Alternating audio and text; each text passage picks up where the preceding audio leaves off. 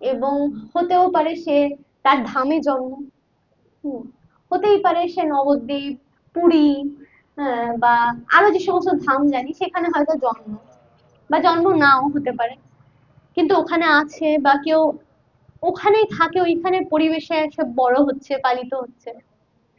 ধাম অহংকার হয় একটা, ঠিক আছে, যে আমি যেখানে মহাপ্রভু জন্ম নিয়েছে সেখানে আমি থাকি, আমার চেয়ে কেউ বেশি জানে নাকি?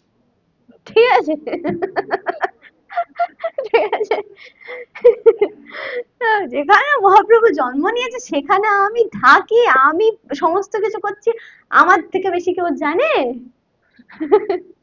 এই এক ধরনের নেতা, ঠিক আছে। তাই এখানে এই নেতাদের কথাই বলা হয়েছে যে এনারা নিজেদের নেতা ভাবে, ঠিক আছে।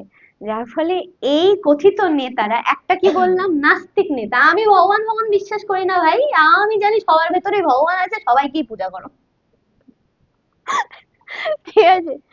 আমি জানি না ভগবান বলতে কি জিনিস, আমি নাস্তিক মানুষ, হ্যাঁ। কি শুনি, কি শোনো তোমরা এই সমস্ত ধর্ম কথা, এই সমস্ত কি কথা শোনো, এই সমস্ত কিছু জিনিসপত্র হয় না, সবার ভেতরে ভগবান আছে, সবাই ভগবান, সবাইকেই পুজো করো, ঠিক আছে। পরে গিয়ে দেখা যাবে যে জেলখানায় যে চোরটা রয়েছে তাকে গিয়ে পড়াশোনা, তাকে গিয়ে পুজো করতে গেছে, তার ভেতর থেকে সবকিছু নিয়ে পালিয়েছে, শুধু ভগবান।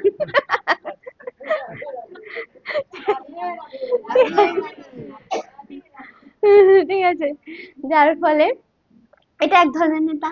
দ্বিতীয় কি নেতা বললাম, সেটা হচ্ছে গিয়ে আমি গুরুর কাছ থেকে দীক্ষা নিয়েছি কিন্তু আমি গুরুর থেকে বেশি জানি, ঠিক আছে। এটা তখন কখন আসে জানো?